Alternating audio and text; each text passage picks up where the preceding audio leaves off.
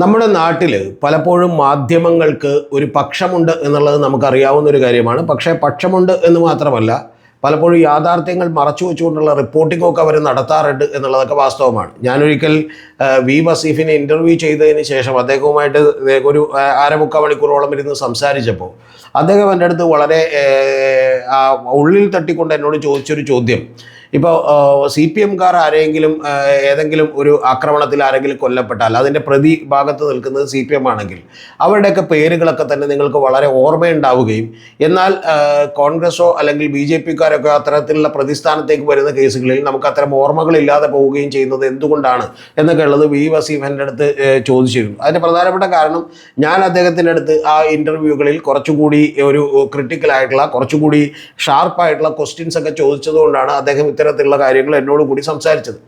പക്ഷെ അന്നൊക്കെ ഞാൻ അതിനെ ഡിഫെൻഡ് ചെയ്തെങ്കിൽ പോലും ചില വാർത്തകൾ കാണുമ്പോൾ നമുക്ക് വലിയ അത്ഭുതം തോന്നും. ഇപ്പോൾ ഉദാഹരണത്തിന് തളിപ്പറമ്പിൽ പി കെ ശ്യാമള എന്ന് പറയുന്ന ഒരു കാൻഡിഡേറ്റിനെ നിർത്താൻ തീരുമാനിച്ചിരിക്കുന്നു എന്നുള്ളതാണ് മാധ്യമങ്ങളൊക്കെ തന്നെ റിപ്പോർട്ട് ചെയ്യുന്നത്. അത് ഏതാണ്ട് ശരിയാകാനുള്ള സാധ്യതകളൊക്കെ ഉണ്ട്. എന്ന് പറഞ്ഞാൽ ഈ പി കെ ശ്യാമള എന്ന് പറയുന്നത്, എൻ്റെ പ്രേക്ഷകർക്ക് അറിയാൻ വേണ്ടി മാത്രം പറയുകയാണ്, കണ്ണൂർക്കാർക്കൊക്കെ കൃത്യമായിട്ട് അറിയാം, അവർ ഗോവിന്ദ മാഷിൻ്റെ ഭാര്യയാണ്. അതായത് സി പി എമ്മിൻ്റെ സംസ്ഥാന സെക്രട്ടറി ഗോവിന്ദ മാഷിൻ്റെ ഭാര്യയാണ്.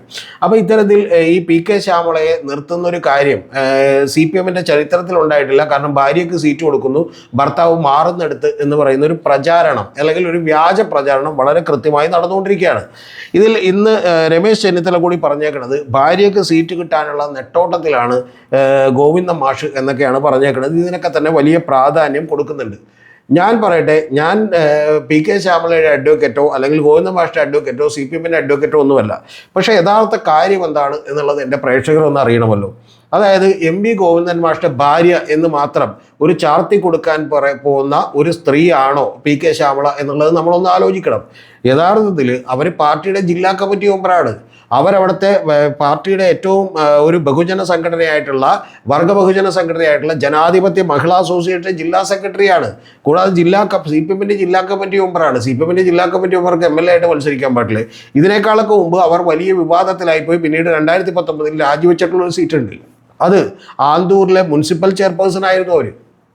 ആ ആന്തൂരിലെ മുനിസിപ്പൽ ചെയർപേഴ്സൺ ആയിരിക്കുമ്പോഴാണ്, നിങ്ങൾക്കെല്ലാം ഓർമ്മയുണ്ടാവും, സാജൻ പാറയിൽ എന്ന് പറയുന്ന ഒരാളുടെ ഒരു 18 കോടി മുടക്കിയിട്ടുള്ള ഒരു കൺവെൻഷൻ സെൻറ്റർ പണിതതുമായി ബന്ധപ്പെട്ട് അയാൾക്ക് അനുമതി കിട്ടാതിരിക്കുകയും അയാൾ ആത്മഹത്യ ചെയ്യുകയൊക്കെ ചെയ്തത്. അപ്പോൾ അന്ന് നമ്മളടക്കം പലരും ഇവർക്കെതിരെ, ഈ പി കെ ശ്യാമളക്കെതിരെ വിമർശനമൊക്കെ ഉന്നയിച്ചിട്ടുള്ളതാണ്. പക്ഷെ ആ വിമർശനങ്ങളൊക്കെ നമുക്ക് ഉന്നയിക്കാം. പക്ഷെ അതിൻ്റെ പുറകിൽ, വിമർശനങ്ങളുടെ പുറകിൽ ഒരു സത്യം ഉണ്ടാവണ്ടേ? എന്ന് പറഞ്ഞാൽ പി കെ ശ്യാമള ഗോവിന്ദൻ മാഷിൻ്റെ ഭാര്യ ആയതുകൊണ്ട് മാത്രം സ്ഥാനാർത്ഥിത്വം കിട്ടുന്ന ഒരാളെ അല്ല. അതെനിക്ക് അസന്നിഗ്ധമായി പറയാൻ കഴിയും.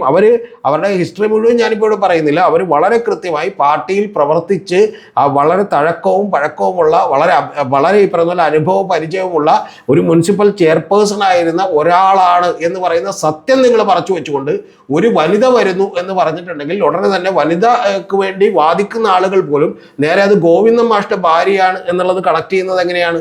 ഇപ്പോൾ കഴിഞ്ഞ ദിവസം അതുപോലെ തന്നെ ഞാനൊരു വാർത്ത കേട്ടു. അത് യൂട്യൂബ് ചാനലിലാണ്, അത് പിന്നെ പോട്ടെ എന്ന് വിചാരിക്കും. അത് എൻ സുകന്യ എന്ന് പറയുന്ന, അതായത് അന്ന് ഗോവിന്ദ മാഷിൻ്റെ ഭാര്യയായിട്ടുള്ള ഈ പറയുന്ന പി കെ ശ്യാമളയെ എന്ത് ചെയ്യുന്നു, അവിടെ തളിപ്പറമ്പിൽ പരിഗണിക്കുന്നു എന്ന് പറയുന്നു. അത് കഴിഞ്ഞിട്ട് അവർ പറയുന്ന അടുത്ത വാചകം എന്ന് പറയുന്നത്, എൻ സുകന്യയെ, അതായത് മുൻ എം എൽ എ, തളിപ്പറമ്പിൻ്റെ മുൻ എം എൽ എ ആയിട്ടുള്ള ജെയിംസ് മാത്യുവിൻ്റെ ഭാര്യ. തളിപ്പറമ്പിൽ നിന്ന് ജെയിംസ് മാത്യു ജയിക്കുന്നത് 2011-ലും 2016-ലുമാണ്. ഒരു തവണ 27,000-വും പിന്നെ അതിൻ്റെ ഇരട്ടി ഭൂരിപക്ഷത്തിനുമാണ് അവിടെ നിന്ന് ജയിക്കുന്നതെന്ന് നമ്മൾ അതൊന്ന് ആലോചിക്കണം. ആ തളിപ്പറമ്പിൽ നിന്ന് ജയിച്ചിട്ടുള്ള ജെയിംസ് മാത്യുവിൻ്റെ ഭാര്യയായിട്ടുള്ള എൻ സുകന്യയെ പരിഗണിക്കുന്നു എന്ന് പറഞ്ഞാണ് ഇവർ വാർത്ത കൊടുക്കുന്നത്. നിങ്ങളൊന്ന് ആലോചിച്ച് നോക്കണം. എൻ സുകന്യ എൻ്റെയൊക്കെ ഓർമ്മകളിൽ നിന്ന് ഞാൻ എടുത്ത് പറഞ്ഞിട്ടുണ്ടെങ്കിൽ, അവരെ എനിക്ക് വേണ്ട എൻ്റെ ഓർമ്മകളിൽ നിന്ന് പറയുകയാണ്, സബ്ജക്ട് ടു കറക്ഷൻ, കാരണം അവരേതാണ്ട് പരീക്ഷയിൽ അവർ റാങ്ക് ഹോൾഡർ ആയിരുന്നു എന്നാണ് എൻ്റെ ഓർമ്മ. നന്നായി പഠിച്ചിരുന്ന ഒരാളാണ്. കാരണം ഞാനൊക്കെ അന്ന് പത്രം വായിച്ചു തുടങ്ങുന്നത് സ്കൂളിൽ പഠിക്കുന്ന കുട്ടിയായിരിക്കുമ്പോഴാണ് എനിക്ക് ഓർമ്മ. അവർ കേരളത്തിലെ ആദ്യത്തെ, അതായത് കേരള യൂണിവേഴ്സിറ്റിയുടെ ആദ്യത്തെ വുമൺസ് ചെയർപേഴ്സൺ ആയിരുന്നു എന്നുള്ളത് നിങ്ങളൊന്ന് ആലോചിക്കണം. അതുപോലെ SFIയുടെ സ്റ്റേറ്റിൻ്റെ വൈസ് പ്രസിഡന്റ് ആയിരുന്നു. കണ്ണൂർ DC മെമ്പറാണ്. ഇപ്പോഴും കണ്ണൂരിൻ്റെ CPMൻ്റെ ജില്ലാ കമ്മിറ്റി മെമ്പറാണ്. കണ്ണൂർ കോർപ്പറേഷൻ്റെ കൗൺസിലറാണ്. റെക്കോർഡ് ഭൂരിപക്ഷത്തിൽ ജയിച്ച ഒരാളാണ്. അതുപോലെ ഇത്തരത്തിലുള്ള കാര്യങ്ങളൊക്കെ അങ്ങോട്ട് മാറ്റിവെച്ചുകൊണ്ട് വളരെ കൃത്യമായി SFIയുടെ സ്റ്റേറ്റ് പ്രസിഡന്റ് ആയിരുന്നു, സെക്രട്ടറിയുമായിരുന്നു സുകന്യ എന്ന് പറയുന്നത്. ഞാൻ ഇപ്പോഴും ഓർക്കുന്നുണ്ട് ആ കാലഘട്ടത്തിൽ. അപ്പോൾ അതുകൊണ്ട് ഞാൻ പഴയ വായിച്ച കാലഘട്ടമാണ് ഞാൻ പറയുന്നത്.